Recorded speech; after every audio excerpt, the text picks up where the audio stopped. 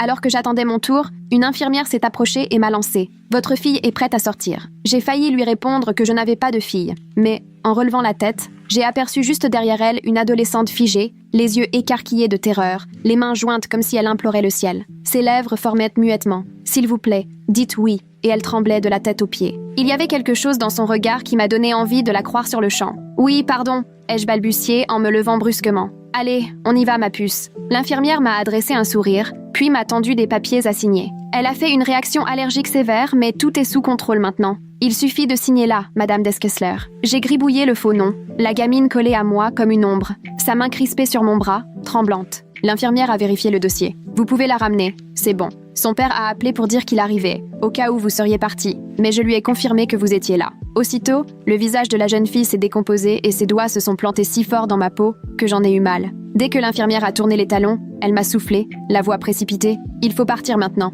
avant qu'il arrive. » On s'était lancé vers la sortie et j'ai murmuré « Qu'est-ce qui se passe ? C'est qui vient te chercher ?» Elle pressait le pas à côté de moi. Je suis placée, mais ce ne sont pas de vrais parents d'accueil. Qu'est-ce que tu veux dire ? On poussait déjà la porte pour foncer vers le parking. On est 6 filles dans la maison. On doit bosser sur Internet 12 heures par jour. On n'a pas le droit de s'arrêter. Sa voix faiblissait. On zigzaguait entre les voitures. J'ai pris le temps de l'observer. 15, 16 ans peut-être. Il faut prévenir la police, tout de suite. Elle a hoché la tête, paniquée. J'ai tenté d'appeler ma référente la semaine dernière. Il l'a appris. Elle a remonté sa manche, révélant un énorme hématome qui cerclait son bras. Il m'a enfermé 3 jours à la cave. J'en avais la nausée. Qui t'a fait ça ? Mon père d'accueil. Il est coordinateur de placement. Il connaît tous les rouages du système. Personne ne nous croit. Il donne toujours le change. On arrivait vers ma voiture, planquée tout au fond du parking. Mais aujourd'hui, pourquoi tu étais à l'hôpital ? Il nous file des somnifères tous les soirs pour qu'on reste tranquille. Mais je fais une allergie à un des trucs. Ce matin, ma gorge a gonflé, ils m'ont amenée ici. J'ai donné un faux nom et quand je t'ai vue assise, j'ai tenté le tout pour le tout. Je t'ai présentée comme ma mère. C'était drôlement malin,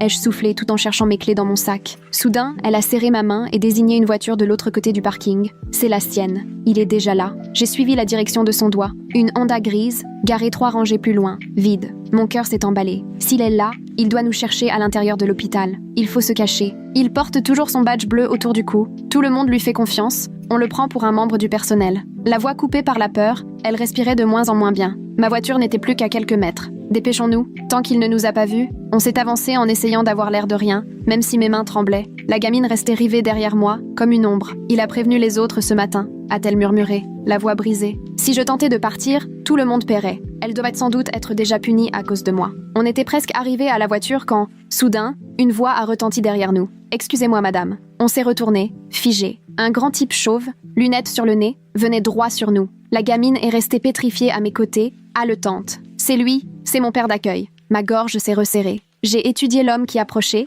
et j'ai compris aussitôt. Non, ce n'est pas possible. Ma voix n'était plus qu'un souffle. Si, c'est lui. Je sentais les ongles de la fille s'enfoncer dans ma paume. Je vous en supplie, laissez pas qu'il m'emmène. L'homme s'est arrêté juste devant nous, son visage parfaitement lisible. Ma tête tournait. Ce n'était pas concevable. Pablo ? Ma voix, étranglée, tremblait. Il a marqué un temps d'arrêt, déconcerté, puis a jeté un coup d'œil à la fillette qui me tenait la main. « Mais qu'est-ce que tu fais là ? Et qu'est-ce que tu fais avec Madison ?» La fille l'a glissé, tout bas. Il s'appelle Pablo Reeves pour de vrai. On est 6 chez lui, les dossiers sont tous trafiqués. Pablo a avancé d'un pas. Sa voix paraissait douce, mais la menace était là. Franchement. Kate, tu ne comprends pas ce qui se passe. Madison est perdue. Elle invente des histoires. Elle a des troubles du comportement. Laisse-moi la reprendre. On va régler ça à la maison. Il a tendu la main vers la gamine. Elle partira pas avec toi, ai-je répliqué en lui barrant la route. Ce n'est pas à toi de décider. Son sourire forcé commençait à se fissurer. Madison, viens ici, maintenant. La fille s'est collée à moi, livide, réalisant que Pablo et moi nous connaissions. Reculez, laissez-nous tranquilles.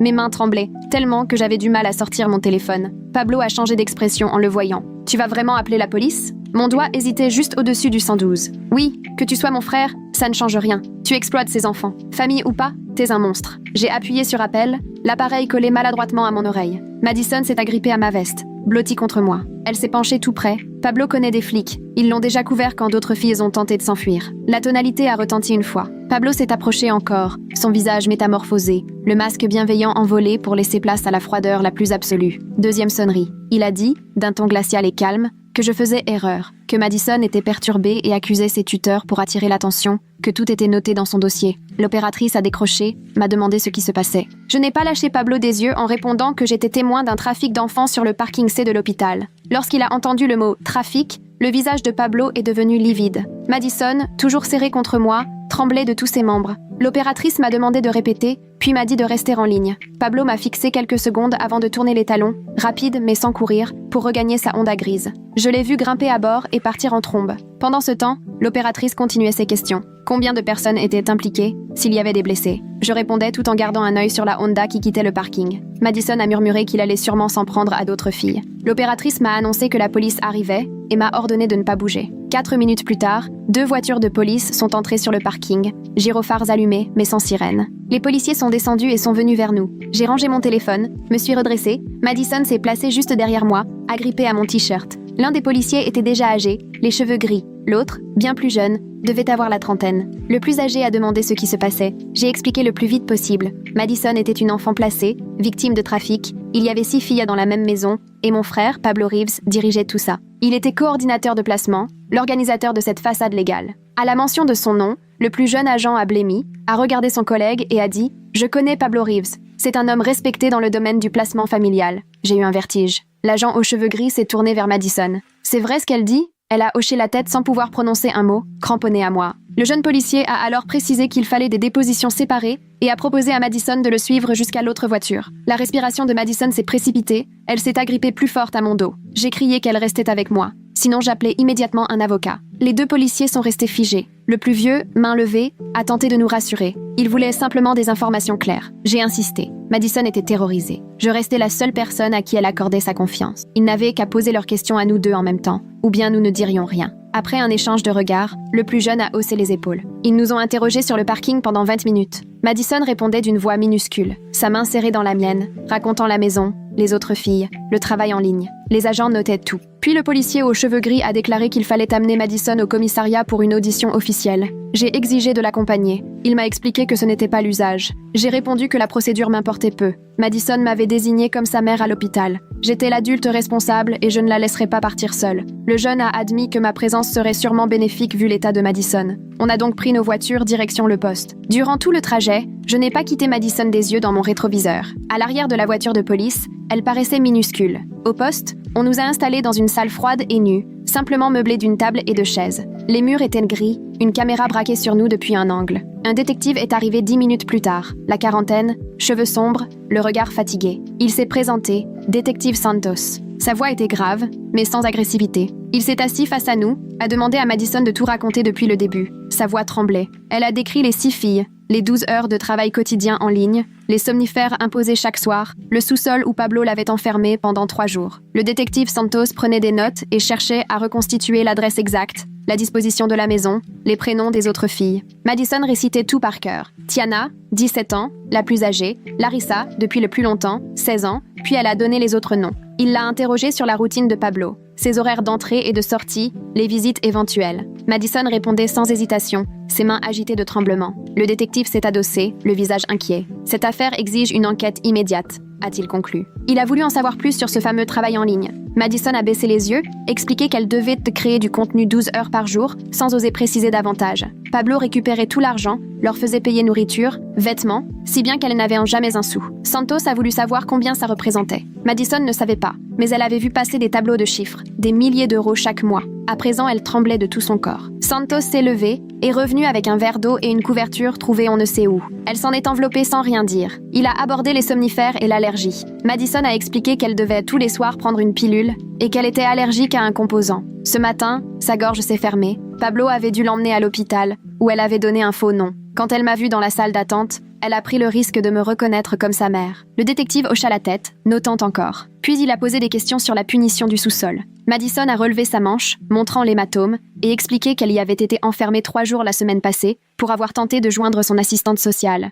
Ni nourriture, ni toilette, seulement l'obscurité. Sa voix s'est brisée. Santos a reposé son stylo en disant qu'il devait passer quelques coups de fil avant de revenir. Dès qu'il a fermé la porte, Madison a éclaté en sanglots, secouée de pleurs ininterrompus. Je lui ai pris la main, lui répétant qu'elle était en sécurité. Elle n'arrêtait pas de répéter qu'elle était désolée. Désolée de m'avoir mêlée à tout cela. Désolée de gâcher ma vie. Et qu'elle comprendrait si je partais maintenant que je savais pour mon frère. Je lui ai serré la main plus fort. Je lui ai dit qu'elle n'avait aucune raison de s'excuser. Que c'était Pablo qui devait avoir honte. Et qu'elle n'avait rien détruit. Certaines choses valent plus que les liens du sang. Elle m'a regardée, les yeux rougis, et m'a demandé si je le pensais vraiment. J'ai assuré que oui, que je ne partirais pas. Madison a levé vers moi un visage gonflé de larmes, s'est essuyé le nez du revers de la main, tentant en vain d'arrêter de trembler. J'ai serré plus fort ses doigts et je lui ai dit « Pablo a cessé d'être mon frère le jour où j'ai compris ce qu'il faisait aux enfants. » Elle a pris une grande inspiration, les yeux écarquillés. J'ai ajouté « La famille, ça ne veut plus rien dire, pas quand on s'en prend à des enfants comme ça. » Elle a hoché la tête, de nouvelles larmes ont coulé, différentes des précédentes, comme si elle commençait enfin à me croire. Ses épaules se sont légèrement relâchées et elle a laissé tomber sa tête contre mon bras. Peu à peu, j'ai senti son souffle ralentir, son agitation laissant place à un calme fragile. La porte s'est ouverte. Le détective Santos est revenu, un dossier sous le bras. Il s'est installé face à nous, le regard grave, mais pas froid, et a dit « Je viens d'avoir les patrouilles au téléphone. Elles sont en route chez Pablo pour voir les autres filles. » Le corps de Madison a tressailli. Son visage est passé de l'effroi à un espoir teinté de peur. Elle a demandé « Ils y vont vraiment tout de suite ?» Santos a confirmé d'un signe de tête. Ils seront là-bas dans un quart d'heure. Madison s'est couvert le visage des deux mains, des larmes mêlées de rire lui échappant. Son teint est devenu livide. Elle m'a serré la main à m'en faire mal. Elle a murmuré que les autres filles devaient sûrement être punies à cause d'elle. J'ai tenté de la rassurer, de lui dire que ce n'était pas sa faute, mais elle a vigoureusement secoué la tête. Elle a expliqué que Pablo leur avait annoncé ce matin que si elle se sauvait, tout le monde le paierait. Santos s'est penché, précisant que les agents vérifieraient si quelqu'un avait été blessé et noteraient tout. Madison a semblé comprendre, mais elle n'était pas au mieux. 2 longues heures se sont écoulées. On est resté là assis à attendre. Santos nous a ramené des sandwichs sortis de je ne sais où, mais Madison n'a pratiquement pas touché au sien. Les yeux rivés sur la porte, elle attendait un signe, une nouvelle. J'ai sorti mon téléphone, fait défiler mes contacts jusqu'au numéro d'Owen, mon ex-mari, avec qui je n'avais pas échangé depuis 3 mois. J'ai tapé un message pour lui demander s'il avait encore des contacts parmi les avocats spécialisés dans la traite. J'ai envoyé le texto sans vraiment réfléchir. À peine 30 secondes plus tard, il m'a appelé. Sa voix s'est inquiétée de la situation et je lui ai fait un résumé concis. Madison, Pablo, les 6 filles. Un long silence a suivi. Puis il m'a dit qu'il appelait quelqu'un immédiatement et qu'il me rappellerait dans 10 minutes. En posant mon téléphone, Madison m'a interrogé du regard. Je lui ai expliqué que mon ex-mari avait été avocat avant de changer de métier, qu'il gardait des contacts dans le domaine. Elle a acquiescé, avant de replonger dans l'attente, le regard toujours fixé sur la porte. 20 minutes plus tard, mon téléphone a de nouveau vibré. Owen m'annonçait qu'une amie à lui, Jamie, spécialiste de la protection des mineurs, était prête à venir tout de suite au commissariat et qu'il se mettrait en route aussi. Un soulagement m'a traversé, l'espoir qu'on allait enfin avoir un vrai soutien juridique. Owen est arrivé 40 minutes plus tard, accompagné d'une femme d'une 50aine d'années, cheveux gris coupés courts, l'air déterminé. Elle est allée droit vers Santos, a serré sa main et s'est présentée. Jamie, expliquant avoir compris qu'une mineure nécessitait une représentation. Santos lui a serré la main puis s'est tourné vers moi. J'ai confirmé, précisant que j'avais demandé à Owen de venir accompagner pour aider Madison.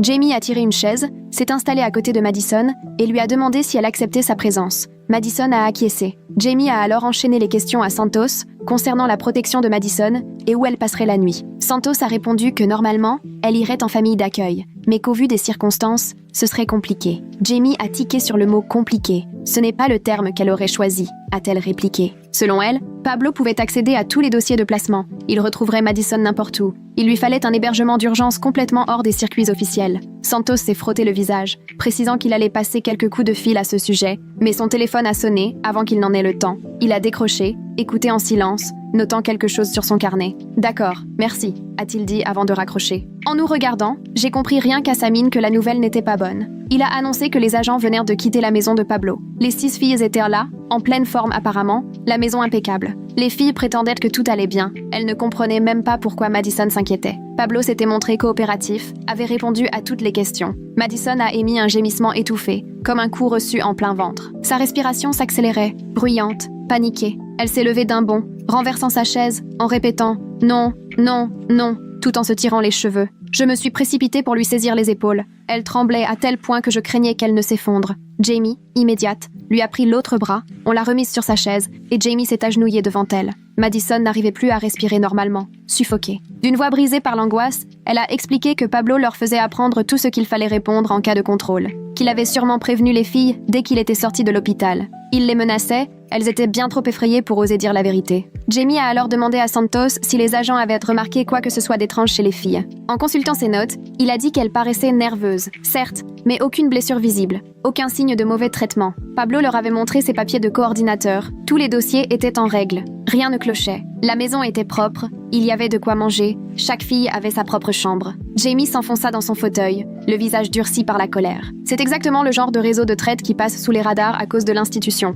affirma-t-elle. L'agresseur se sert de sa position officielle comme bouclier, et les victimes n'osent rien dire parce qu'il a tout le pouvoir. Je sentais une bouffée de chaleur me monter à la poitrine. Mes mains se mirent à trembler, mais ce n'était pas la peur qui parlait cette fois. J'ai expliqué que Pablo avait monté un système où jamais personne ne croirait les filles à sa place. Il avait l'apparence irréprochable, tous les papiers en règle, et il savait parfaitement comment donner le change. Jamie a hoché la tête et assuré qu'elle avait déjà vu d'autres affaires de ce genre. Ce genre de réseau protège l'agresseur. Il en fait partie, tout simplement. Santos a refermé son dossier, s'est adossé et a pris la parole. « Je crois Madison », a-t-il dit. « Je suis certain qu'il se passe quelque chose de grave dans cette maison, mais il me faut plus de preuves pour intervenir contre Pablo ou pour retirer les filles. Pour l'instant, son témoignage ne suffit pas. Les autres nient, et Pablo a une réputation impeccable. Il faut du concret, quelque chose qui tienne la route devant un juge. » Jamie a demandé quel genre de preuves il attendait. Santos a répondu « Des dossiers médicaux, des mouvements de compte, des témoignages, n'importe quel élément matériel venu de la maison, tout ce qui confirmera l'histoire de Madison et permettra d'aller au-delà de sa parole contre celle de Pablo. »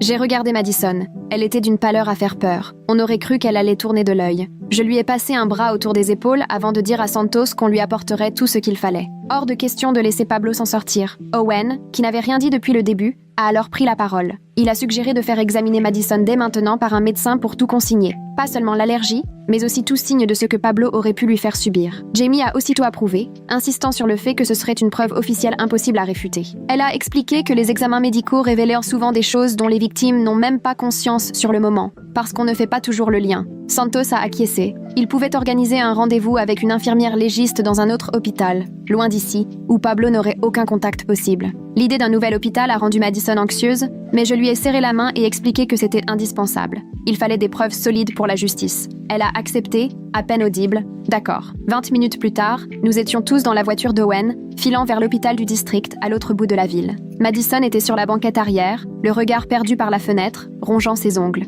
Je remarquais ses mains qui tremblaient chaque fois qu'on s'arrêtait à un feu. Jamie nous suivait et nous a rejoints à l'entrée des urgences. Elle avait déjà appelé, si bien qu'une infirmière légiste nous attendait dans une salle fermée. L'infirmière s'est présentée, puis a expliqué à Madison, pas à pas, comment allait se dérouler l'examen. Notes sur les bleus, blessures, signes de malnutrition, photos, tout consigné dans un rapport détaillé. Madison avait les yeux remplis de larmes, mais elle a accepté. L'infirmière m'a demandé de patienter dans le couloir, pour éviter toute influence extérieure. Jamie est restée avec Madison en tant que référente, pendant qu'Owen et moi attendions en salle d'attente. Mes mains ne cessèrent de trembler. Je sortais mon portable, le fixais longtemps, puis j'ai enfin rassemblé suffisamment de courage pour appeler mes parents. Il fallait qu'ils entendent la vérité de ma bouche, avant que Pablo ne leur débite ses mensonges. Mon père, Beau, a décroché à la 3e sonnerie. J'entendais la télé en fond. J'ai à peine eu le temps de lui dire qu'il fallait qu'on parle sérieusement de Pablo que sa voix s'est durcie sur le champ. Qu'est-ce qui se passe? J'ai expliqué que j'étais à l'hôpital avec une ado qui s'était enfuie de chez Pablo, que Pablo exploitait des enfants et que la police était prévenue. Un silence interminable s'est installé,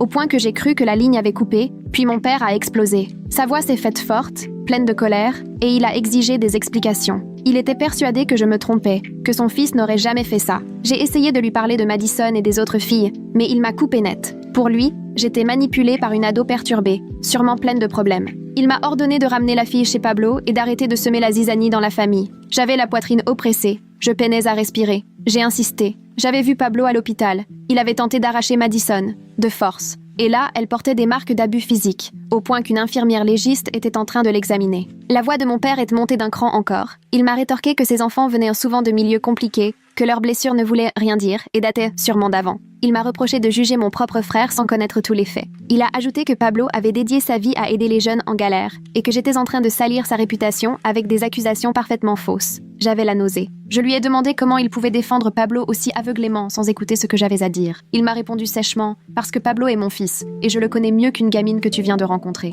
La discussion a tourné en rond 5 minutes de plus, sans qu'il veuille entendre quoi que ce soit. À la fin, il m'a prévenu. Je devais réfléchir aux conséquences pour la famille. Il a dit qu'il allait appeler Pablo immédiatement pour avoir sa version. Il m'a raccroché au nez. Je suis restée figée, le téléphone à la main, écœurée. Owen s'est approché, a posé la main sur mon épaule et m'a demandé si ça allait. J'ai secoué la tête. Non, ça n'allait pas. Mon propre père avait choisi Pablo au détriment de la vérité, et rien ne le ferait changer d'avis, quelles que soient dans les preuves. 40 minutes plus tard, Madison est sortie de la salle d'examen, épuisée, les yeux rougis par les pleurs, et le moindre de ses pas semblait lui coûter. L'infirmière a alors pris Jamie à part, et elles ont discuté longuement à voix basse. Je voyais Jamie, le visage fermé, se raidir au fil des explications, pendant que l'infirmière lui montrait des photos et des documents sur une tablette. Sa mâchoire était crispée, les poings serrés le long du corps, jusqu'à ce qu'enfin elle vienne nous retrouver, l'air grave.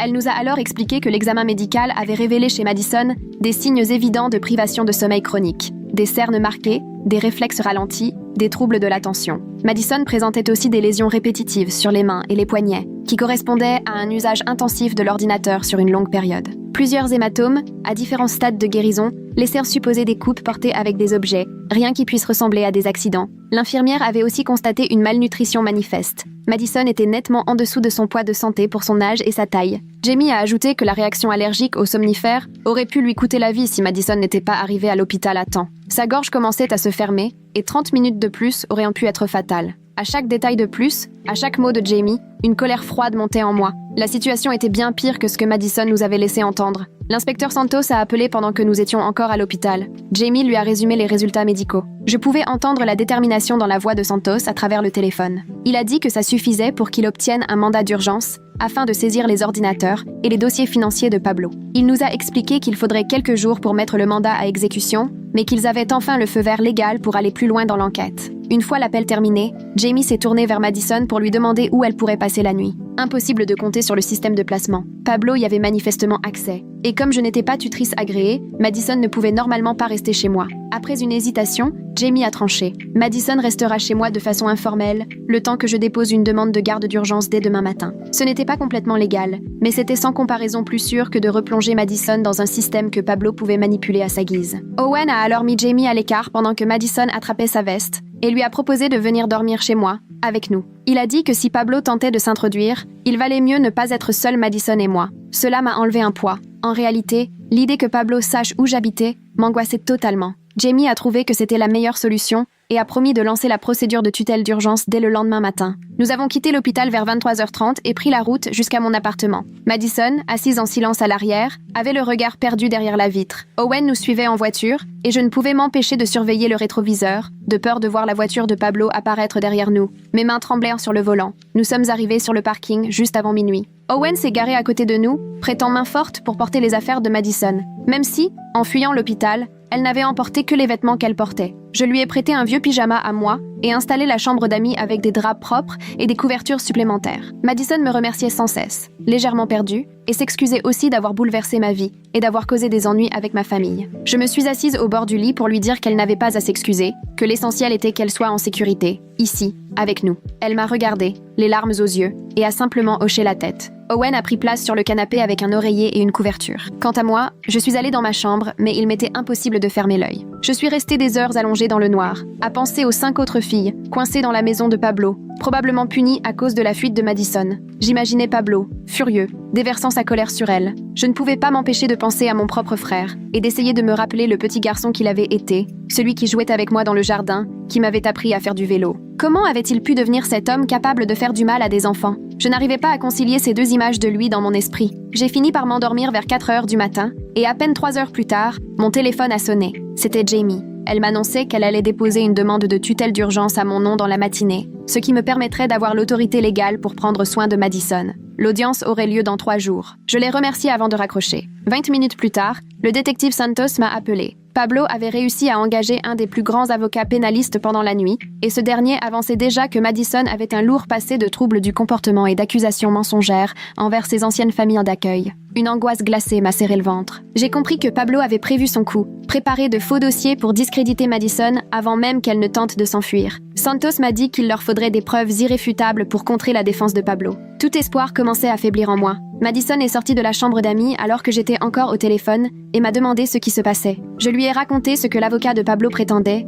les fausses accusations dans les dossiers. Elle est devenue livide, s'est assise à la table de la cuisine et m'a expliqué que Pablo tenait des documents détaillés sur chacune des 6 filles, où il consignait des mensonges et inventait des incidents ou des problèmes pour les discréditer dès qu'elles essayèrent de parler. Comme ça, elles passèrent pour des menteuses, des filles à problème, à qui on ne pouvait accorder aucun crédit. Madison m'a confié qu'il alimentait ces dossiers depuis des mois. Owen nous a rejoints du canapé pour écouter le récit de Madison et a suggéré qu'on essaie d'entrer en contact avec les 5 autres filles. Peut-être que l'une d'entre elles accepterait de parler maintenant que Madison était en sécurité. Jamie m'a rappelé pour me prévenir que le fait de contacter les filles pouvait être vu comme une tentative d'entraver l'enquête. Mais le détective Santos a bien précisé que si l'une d'entre elles nous contactait spontanément, c'était une toute autre histoire. Madison s'est alors souvenu d'une adresse mail que Tiana, la plus âgée du groupe, avait retenue avant que Pablo leur confisque leur téléphone. Tiana avait 17 ans. J'ai donc créé une adresse mail sous un faux nom pour ne pas que Pablo puisse remonter jusqu'à nous, et Madison m'a aidé à écrire un message destiné à Tiana. On lui racontait que Madison était en sécurité, hébergée chez quelqu'un de confiance qui voulait vraiment l'aider, et on lui demandait si elle aussi avait besoin d'un coup de main pour partir. On a envoyé le message vers 9h du matin, puis on a attendu. 6 heures se sont écoulées, toujours pas la moindre réponse. Je commençais sérieusement à me demander si Pablo n'avait pas déjà modifié tous leurs mots de passe ou coupé leur accès d'une façon ou d'une autre. Madison vérifiait mon téléphone toutes les 5 minutes dans l'espoir d'un signe, pendant qu'Owen commandait une pizza pour le déjeuner. Mais dans l'ambiance, personne n'a touché à grand-chose. J'ai failli sursauter quand mon téléphone s'est finalement mis à vibrer à 15h15. Un mail, provenant d'un compte inconnu. Le message disait « C'est Tiana, on n'a plus nos téléphones, mais j'ai réussi à me connecter depuis un ordinateur à la bibliothèque. J'ai peur. » J'en avais les mains qui tremblaient en lisant ça. Madison s'est précipitée pour lire par-dessus mon épaule. J'ai aussitôt répondu pour lui demander si elle allait bien, si elle était en sécurité sur le moment. Tiana a tout de suite expliqué qu'elle devait réserver un créneau d'1 heure à la bibliothèque municipale et que Pablo croyait qu'elle était à un groupe d'études du lycée. On a échangé comme ça pendant 20 minutes. Tiana a confirmé mot pour mot tout ce que Madison nous avait décrit à propos de la maison, du soi-disant travail en ligne. Et elle a ajouté que,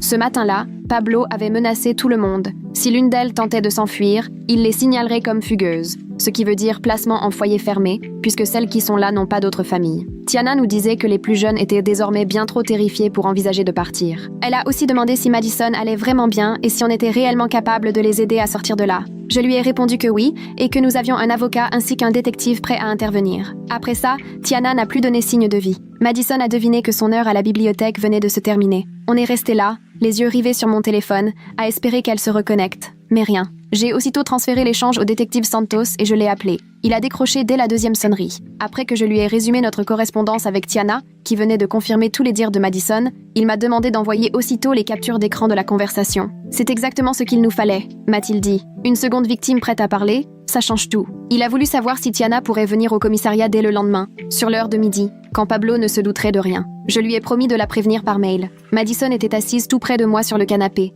et pour la première fois depuis des jours, je voyais poindre une lueur d'espoir sur son visage. J'ai envoyé un nouveau message à Tiana pour lui expliquer que le détective Santos voulait la rencontrer à midi le lendemain et qu'on lui garantissait qu'elle serait en sécurité. On n'a plus eu qu'à attendre. Une vingtaine de minutes plus tard, Tiana a répondu qu'elle viendrait au commissariat si on lui donnait l'adresse. Elle en a profité pour nous confier d'autres détails sur les filles de la maison. Larissa, par exemple, vivait chez Pablo depuis quasiment 2 ans. Elle était terrorisée à l'idée de partir, à tel point que Pablo avait réussi à lui faire croire que jamais personne ne voudrait d'elle. Les 3 autres étaient plus jeunes et suivaient toujours Larissa. Tiana précisait que si Larissa restait, elles resteraient toutes, car elle lui faisait une confiance absolue. J'ai lu ça à voix haute pour Madison, qui a confirmé d'un signe de tête. Elle m'a expliqué que Larissa, à son arrivée, parlait de partir, puis Pablo l'a brisée au fil du temps, à force de lui répéter qu'elle était trop abîmée et que personne ne voudrait plus d'elle. La voix de Madison n'était plus qu'un souffle en racontant que Pablo utilisait la même méthode sur toutes. J'ai fait suivre toutes ces informations au détective Santos, qui m'a rappelé dans la foulée. Il avait l'air enthousiaste, me répétant qu'avec 2 victimes prêtes à témoigner, ils allaient enfin pouvoir lancer la saisie des ordinateurs. Il m'a conseillé de donner l'adresse du commissariat à Tiana et m'a assuré qu'il organisait tout pour le lendemain. Une fois l'appel terminé, Owen s'est mis en cuisine pendant que Madison et moi restions assises à table, le regard fixé sur mon téléphone, au cas où Tiana écrirait encore. Il était près de 20h quand mon téléphone a sonné. À l'écran, le numéro de ma mère s'affichait. J'ai hésité à décrocher, mais j'ai fini par le faire. Ma mère pleurait déjà avant que je puisse prononcer un mot. Elle m'a supplié d'arrêter tout ça, d'abandonner mes accusations contre Pablo, et m'a raconté que mon père avait longuement discuté avec lui dans la journée. Pablo leur a assuré que Madison mentait en permanence, et il leur a montré tout un dossier prouvant qu'elle avait déjà accusé à tort plusieurs familles d'accueil de maltraitance. La voix de ma mère tremblait quand elle a ajouté que Pablo leur avait présenté des documents officiels où l'on voyait noir sur blanc que Madison avait inventé de terribles histoires sur 3 familles différentes. J'ai essayé de l'interrompre, en vain. Elle continuait en disant que Pablo était effondré, à l'idée que je crois une adolescente dérangée plutôt que mon propre frère. J'ai enfin trouvé le moyen de placer un mot,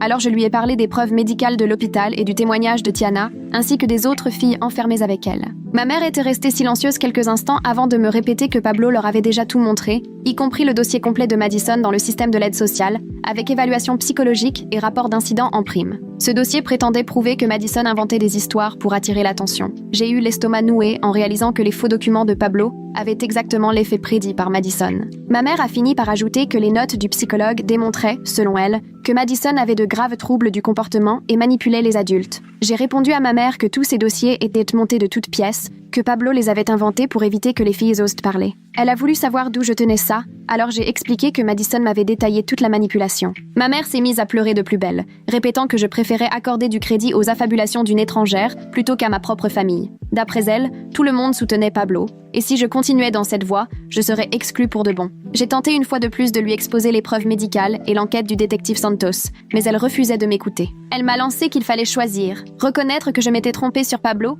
ou perdre définitivement ma famille. J'allais répondre, mais elle a raccroché avant même que j'ouvre la bouche. Je suis restée sidérée devant mon écran de téléphone. Owen a fini par arriver pour demander ce qui se passait, mais aucun mot n'est sorti. Madison apparaissait dans l'encadrement de la porte, visiblement inquiète. Je me suis contentée de secouer la tête, et elle est allée s'enfermer dans la cuisine. Dès qu'elle a croisé mon regard, elle s'est excusée sur le champ, disant qu'elle regrettait d'avoir tout détruit, qu'elle n'aurait jamais dû m'embarquer là-dedans. Je la voyais tremblante, recroquevillée, terrifiée. Je lui ai assuré que ce n'était pas elle la responsable, que tout ça, c'était à cause de Pablo. Elle s'est mise à pleurer en assurant que ma famille allait forcément me rejeter à cause d'elle. Mais je lui ai répété que parfois, il y a des choses plus importantes que la fidélité familiale. Le lendemain matin, comme l'avait prévu le détective Santos, Tiana s'est rendue au commissariat pendant sa pause du midi pour déposer plainte. Madison voulait l'accompagner, mais le détective a insisté pour que Tiana s'exprime seule. Elle a passé 2 heures à raconter son histoire, qui correspondait en tout point à ce que Madison nous avait confié. Peu après, le détective Santos m'a appelé. Avec 2 victimes dont les récits concordaient, il pouvait agir tout de suite. Il avait soudain une énergie et une assurance qu'on ne lui connaissait pas. Cet après-midi-là, alors que Pablo était encore à son bureau, 6 policiers ont débarqué chez lui avec le mandat de perquisition. Ils ont embarqué les ordinateurs des filles, le portable et le PC de Pablo, ainsi que des cartons remplis de documents financiers et les fameux faux dossiers comportementaux dont Madison avait parlé. On a même découvert, dans la chambre de Pablo, un classeur verrouillé contenant les dossiers des 6 filles, plein de faux rapports d'incidents et de fausses évaluations psychologiques. Pablo est revenu en pleine perquisition, suivi un quart d'heure après par son avocat. Le soir venu, le détective Santos m'a rappelé avec une voix grave que je ne lui connaissais pas. Il a annoncé que les premiers résultats d'analyse informatique étaient pires que ce qu'il redoutait. Toutes les preuves confirmaient que Pablo gérait seul les comptes en ligne des filles, lesquels généraient énormément d'argent. Les filles créant du contenu pour des abonnés, mais n'en voyant pas la couleur. Pablo tenait des tableaux précis des revenus quotidiens de chacune, notait le moindre centime et leur imputait toutes les dépenses, même pour le strict nécessaire. Les adolescentes travaillaient près de 12 heures par jour et s'endettaient encore plus envers lui.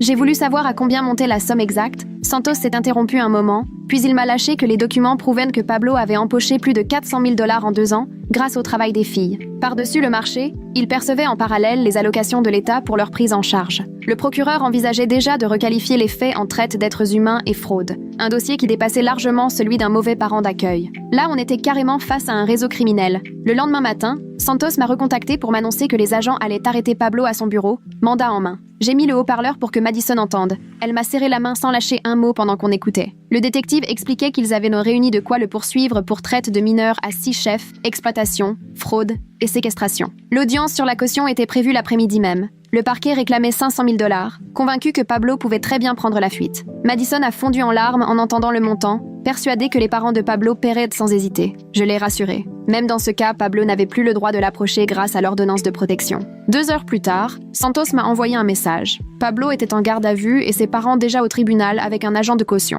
20 minutes plus tard, mon téléphone sonne. C'était mon père. J'ai hésité à répondre, mais Madison était là, alors j'ai décroché. Mon père a commencé par m'engueuler d'entrée de jeu, sans même me laisser lui dire bonjour. Il m'accusait d'avoir gâché la vie et la carrière de Pablo sur des histoires inventées par des filles à problème qui cherchent juste à attirer l'attention. Il s'est emporté en répétant que l'avocat allait prouver que tout était faux, que je regretterais ce que j'avais fait à la famille. J'ai voulu lui expliquer pour les preuves médicales et financières, mais il m'a coupé net. D'après lui, j'étais simplement jalouse de la réussite de Pablo, et c'était ma façon de le descendre. La colère m'a submergée. Je lui ai balancé que j'avais en main des certificats médicaux, des preuves du vol des 400 000 $ et 2 victimes prêtes à déposer sous serment. Mon père s'est tu un instant, puis il m'a sorti que l'avocat de Pablo avait déjà démontré comment ces soi-disant preuves pouvaient être manipulées par ceux qui voulaient y croire. Les bleus? N'importe qui peut en avoir, c'est pas une preuve. L'argent? Des revenus parfaitement légaux pour son activité de conseil. Les jeunes placés? Ils inventent tout et n'importe quoi pour se faire remarquer. Je lui ai demandé s'il croyait réellement à ce qu'il disait. ou s'il préférait encore défendre Pablo plutôt que d'affronter la vérité. Il m'a juste répondu « N'essaie plus de nous contacter, ni ta mère ni moi, tant que tu n'auras pas demandé pardon à Pablo pour tout ce que tu lui as infligé. » Et il m'a raccroché au nez. Je suis restée un bon moment à fixer mon téléphone, complètement vidé. Madison m'a demandé si ça allait, j'ai menti et répondu que oui. 3 jours plus tard, le détective Santos m'a appelé pour m'informer que les services de protection de l'enfance allaient enfin retirer les 5 autres filles de chez Pablo. J'ai voulu savoir si elles pourraient rester ensemble, mais il m'a expliqué qu'elles seraient réparties dans plusieurs familles d'accueil d'urgence, dispersées un peu partout dans le département. Quand j'ai annoncé la nouvelle à Madison, j'ai vu sur son visage qu'elle venait d'encaisser un choc. Elle a murmuré « Ces filles, elles n'ont plus que les unes les autres. Et maintenant, à cause de moi, on les sépare. » Je lui ai assuré que ce n'était pas de sa faute, mais elle a simplement secoué la tête avant de se réfugier dans sa chambre. Ce soir-là, Jamie est passée voir comment nous allions. Je lui ai demandé pourquoi on ne laissait pas les filles ensemble, puisque c'était tout ce qu'elles avaient pour surmonter ce cauchemar. Jamie s'est installée à ma table, les mains croisées, et m'a expliqué « Dans ce genre de dossier, c'est la procédure. L'avocat de Pablo avancerait que si les filles restent en contact, elles risquent d'harmoniser leur version. Alors les procureurs préfèrent les séparer le temps de statuer sur l'affaire pour s'assurer que leurs témoignages concordent indépendamment. » Je lui ai répondu que c'était monstrueux de priver des victimes de leur unique soutien dans l'épreuve. Jamie était d'accord, elle aussi trouvait ça effroyable, mais elle m'a dit « C'est le seul moyen de bâtir un dossier suffisamment solide pour que Pablo paie enfin pour ce qu'il a fait. » Le lendemain matin, une assistante sociale du nom de Katia Nakamura s'est présentée à mon domicile pour interroger Madison. Elle tenait une planchette et son regard glacial m'a tout de suite mise mal à l'aise. Madison était recroquevillée dans un coin du canapé, toute tremblante, et dès les premières questions de Katia, j'ai compris qu'il y avait un problème. Katia revenait sans cesse sur l'idée que j'aurais pu influencer Madison ou que celle-ci exagérait les faits pour attirer l'attention. Elle lui a même demandé si elle mesurait la gravité d'accuser faussement quelqu'un comme Pablo. Les mains de Madison ne cessèrent de trembler, et je voyais qu'elle se fermait totalement, comme à chaque fois qu'elle se sentait menacée. N'y tenant plus, j'ai interrompu l'entretien et demandé à Katia pourquoi elle interrogeait ainsi la victime, alors que le plus important était de comprendre comment Pablo avait pu mener ses agissements à la barbe du système pendant des années. Elle m'a lancé un regard exaspéré en déclarant « Pablo a toujours eu un dossier irréprochable auprès du service. Cette histoire n'a rien d'habituel. » Elle a précisé qu'il lui revenait de vérifier la crédibilité des allégations ou de voir si le comportement de Madison pouvait expliquer ses accusations. La colère m'a submergée. Je lui ai ordonné de quitter mon appartement. Elle s'est levée en prenant tout son temps et m'a lancé qu'elle ferait mention de mon attitude hostile et de mon manque de coopération dans son rapport. Aussitôt partie, j'ai attrapé mon téléphone et appelé Jamie pour lui raconter ce qui venait de se passer. Elle est restée silencieuse un moment, puis a dit qu'elle allait déposer une réclamation officielle contre Katia pour intimidation envers la victime et demander à ce qu'un autre assistant social reprenne le dossier de Madison au plus vite. Le détective Santos a appuyé la démarche de Jamie dès qu'elle l'a contacté, et 2 jours plus tard, nous apprenions que Katia allait être dessaisie de l'enquête. L'audience d'urgence pour la tutelle provisoire de Madison s'est tenue un mardi matin glacial, 3 semaines après cette première rencontre dans la salle d'attente de l'hôpital. Nous sommes entrés ensemble au tribunal, Madison serrant ma main dans la sienne, glacée d'angoisse. L'avocat de Pablo était déjà là, élégant dans un costume hors de prix, et son regard m'a glacé jusqu'aux os. L'audience a débuté, et c'est lui qui s'est levé le premier, arguant que je n'étais pas apte à devenir tutrice, sans expérience avec les enfants et avec des intentions douteuses. Il assurait que Madison serait mieux entre les mains de professionnels formés et agréés, insinuant même que j'avais profité de la vulnérabilité d'une adolescente pour la manipuler. Jamie ensuite a pris la parole pour présenter les pièces médicales prouvant les blessures et la malnutrition dont Madison avait souffert. Elle a montré des photos qui ont fait se pencher le juge. Le détective Santos a témoigné sur l'enquête criminelle en cours et la saisie des preuves sur les ordinateurs et comptes bancaires de Pablo. Il a précisé que désormais, l'affaire prenait une dimension fédérale, étant donné les soupçons de traite. Vint le tour de Madison. Elle s'est avancée, le visage fermé, et le juge lui a demandé pourquoi elle souhaitait rester avec moi. La voix tremblante, elle a répondu « C'est la première fois depuis longtemps que quelqu'un me protège. Avec elle, je me sens en sécurité. » Elle a ajouté que l'idée de retourner dans le système la terrifiait, parce qu'elle ne pouvait plus faire confiance à personne là-bas. Elle a soutenu le regard du juge et a déclaré « Si vous me renvoyez là-bas, je partirai à la première occasion. » Après ces paroles, la salle était restée silencieuse. Le juge a tout examiné, puis il s'est tourné vers moi pour me demander si je mesurais vraiment l'ampleur de la responsabilité qui m'attendait et si j'étais prête. J'ai répondu que oui, de tout mon cœur. Il m'a alors accordé la tutelle provisoire de Madison pour 3 mois, avec une réévaluation prévue à l'issue de ce délai. Madison s'est effondrée en larmes et ne voulait plus lâcher ma main en sortant du tribunal. Dans le couloir, Jamie nous a serrés toutes les deux contre elle et a soufflé. Ce n'est qu'un début, mais c'est déjà énorme. 3 jours après l'audience, la sonnette a retenti à 8h du matin. J'ai regardé par le Judas, le cœur serré en voyant mes parents dans le couloir. Madison dormait encore et je suis restée plantée là, hésitante. Ma mère a sonné à nouveau en disant qu'elle savait que j'étais là.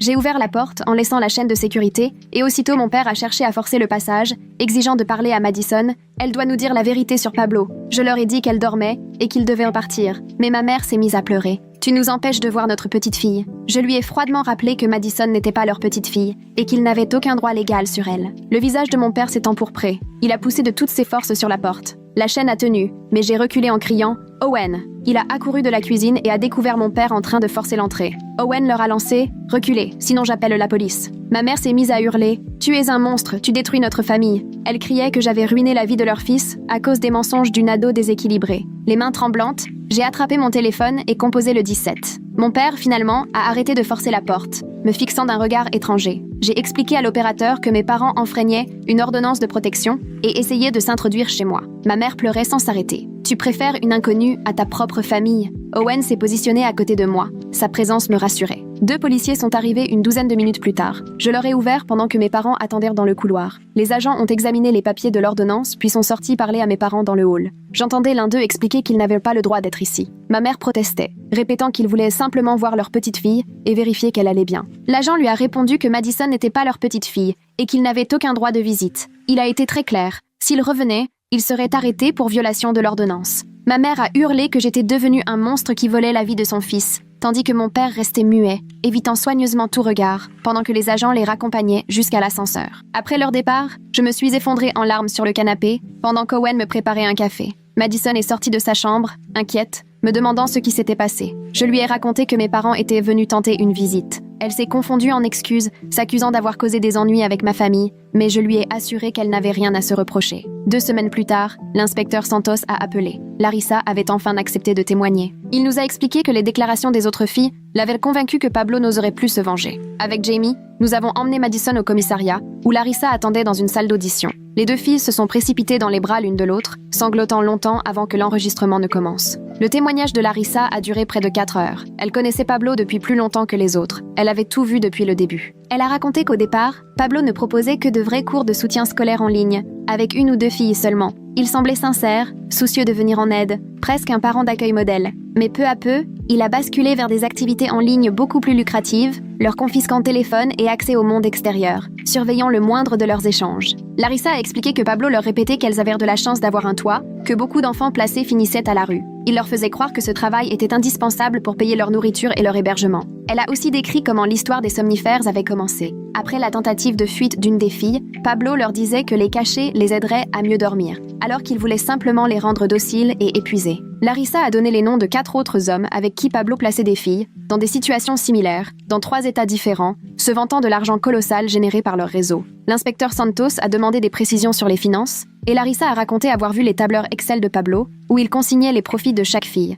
Il leur facturait tout, jusqu'à la nourriture et les vêtements, empêchant ainsi toute économie et toute chance de s'échapper. Elle a aussi évoqué la cave, où Pablo enfermait les filles en guise de punition. Elle y était descendue 2 fois et n'a pas oublié le sol glacé en béton ni le seau servant de toilette. À la fin de l'audition, l'inspecteur avait l'air bouleversé et admettait que l'affaire prenait une ampleur inattendue. Le lendemain, il a contacté le FBI, convaincu par le témoignage de Larissa que le trafic dépassait les frontières d'un seul État. Une agente du FBI, Anastasia Chang, m'a appelé directement pour organiser une rencontre avec Madison. Elle a expliqué que Pablo n'était qu'un pion d'un réseau plus vaste, impliquant des employés véreux du système de placement familial, gérant des filières similaires. L'agente Chang a interrogé Madison pendant 6 heures, notant tout ce qu'elle savait sur le mode opératoire de Pablo et sur les complices. Elle affirmait que les autorités fédérales constituaient un dossier énorme pour démontrer les failles du système tout entier. En 1 semaine à peine, l'enquête est devenue une véritable opération nationale. Le FBI a mené des perquisitions dans l'Ohio, en Pennsylvanie et en Virginie occidentale. On a retrouvé 17 autres filles, dans les mêmes conditions que Madison.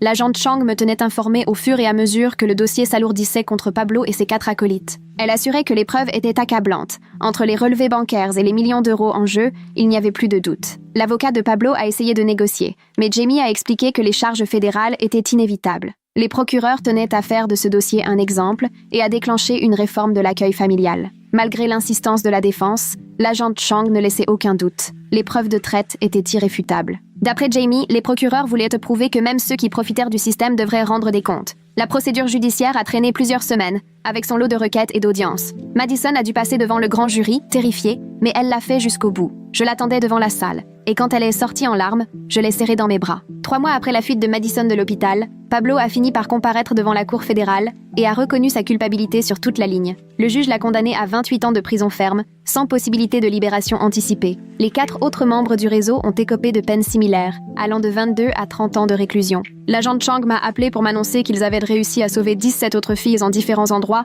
et qu'ils avaient totalement démantelé le réseau. Elle m'a également dit que le courage de Madison sur le parking de l'hôpital avait permis de sauver des dizaines de vies. J'ai éclaté en sanglots après avoir raccroché, en réalisant tout ce qui aurait pu arriver à Madison.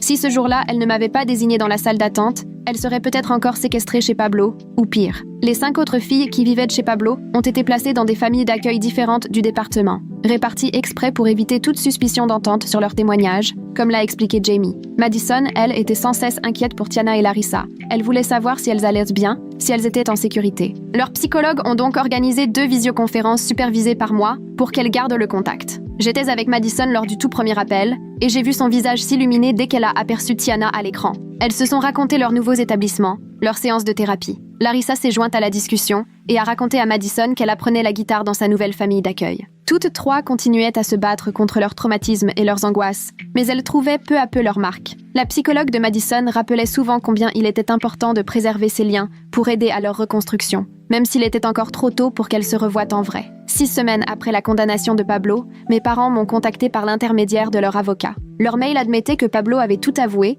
et me demandait si j'accepterais de les rencontrer pour discuter. Je l'ai relu 3 fois, sans réussir à savoir ce que j'en ressentais. D'un côté, j'avais envie de les voir et peut-être de recommencer quelque chose, mais la colère l'emportait. Il leur avait fallu une confession et 28 ans de prison pour enfin me croire. J'ai répondu via Jamie que j'avais besoin de temps pour digérer ce qui s'était passé, que je n'étais pas encore prête à les revoir et que je ne savais pas quand ce serait le cas. Ma mère a alors demandé si Madison accepterait de les rencontrer à ma place. J'ai aussitôt supprimé cet email, persuadée que Madison avait déjà bien assez apporté sans que mes parents cherchent en plus à s'immiscer dans sa vie. Madison avait d'ailleurs commencé à voir 2 fois par semaine une psychologue spécialisée dans les traumatismes liés à la traite. Elle suivait des cours en ligne parce que la simple idée d'être enfermée dans une salle de classe avec d'autres adolescents la mettait dans tous ses états. Sa thérapeute m'a rassurée, c'était normal, et elles travailleraient ensemble pour qu'elle puisse un jour envisager un retour à l'école dès qu'elle s'en sentirait capable. Il y avait de bons jours où Madison paraissait presque comme toutes les autres filles de son âge, à regarder des films ou à discuter musique, et d'autres où elle restait cloîtrée dans sa chambre à pleurer en silence. Presque chaque nuit, elle faisait des cauchemars, se réveillait en hurlant, hantée par cette terrible association entre le sommeil et le danger à cause des somnifères que Pablo lui avait imposés. Sa psychologue lui a prescrit d'autres traitements, mais Madison était tétanisée à l'idée d'avaler quoi que ce soit. Je restais donc avec elle chaque soir, jusqu'à ce qu'elle s'endorme, et je laissais la porte de ma chambre entr'ouverte pour qu'elle puisse venir me trouver si la nuit devenait trop lourde. Les progrès étaient lents, mais selon sa thérapeute, Madison s'en sortait mieux que la plupart des survivantes à ce stade. Je la voyais jour après jour commencer à croire qu'elle était enfin en sécurité et que plus personne ne viendrait la lui arracher. Certains matins, elle arrivait dans la cuisine avec un grand sourire, et ces instants-là balayaient toutes les difficultés. 6 mois plus tard, Jamie a déposé la demande pour une tutelle permanente, et nous nous sommes retrouvés au tribunal un mardi. Madison portait une robe bleue qu'elle avait elle-même choisie, et elle n'arrêtait pas de lisser le tissu nerveusement. Le juge a examiné tous les dossiers, y compris les lettres de sa thérapeute et du lieutenant Santos attestant qu'elle était entre de bonnes mains. Jamie a expliqué tout ce qui avait conduit Madison chez moi, et en quoi la tutelle permanente était la meilleure solution pour elle. Le juge s'est tourné vers Madison pour lui demander si c'était bien ce qu'elle souhaitait, et elle a hoché la tête avec tant de vigueur que j'ai craint qu'elle se fasse mal. Elle a prononcé d'une voix basse mais assurée qu'elle voulait rester avec moi. Le juge a signé l'ordonnance immédiatement. C'était officiel, et Madison s'est agrippée à ma main en pleurant de joie, son visage rayonnant comme jamais. Nous avons quitté la salle d'audience. Elle n'arrêtait pas de me dire « merci » jusqu'à ce que je lui fasse comprendre qu'elle n'avait absolument pas à me remercier. L'année qui a suivi a filé plus vite que je ne l'aurais cru, et Madison a continué d'aller de l'avant, petit à petit. Sa thérapeute disait qu'elle progressait vraiment face à tout ce qu'elle avait enduré. Elle commençait même à envisager une reprise des cours en présentiel à la prochaine rentrée, au lieu de continuer en ligne, ce qui représentait un progrès immense. De mon côté, j'ai monté un groupe de soutien pour les tuteurs d'adolescents survivants, car je rencontrais de plus en plus de personnes perdues dans ce rôle. Le mois dernier, la nouvelle famille d'accueil de Tiana s'est jointe au groupe, et cela m'a profondément émue de voir que ces filles, malgré tout, restaient reliées d'une façon ou d'une autre. Mes parents appelaient parfois, les conversations étaient encore brèves et un peu maladroites, mais au moins ils faisaient des efforts. Un soir, Madison m'a confié qu'elle pensait que j'avais pris la bonne décision ce jour-là, sur le parking de l'hôpital, et ces mots m'ont bouleversée. Il y avait toujours des jours très sombres, où Madison était envahie par ses cauchemars ou incapable de sortir du lit. Mais ensemble, nous construisions quelque chose de vrai, et voir peu à peu la confiance revenir dans ses yeux me confirmait que tous ces sacrifices étaient loin d'être vains.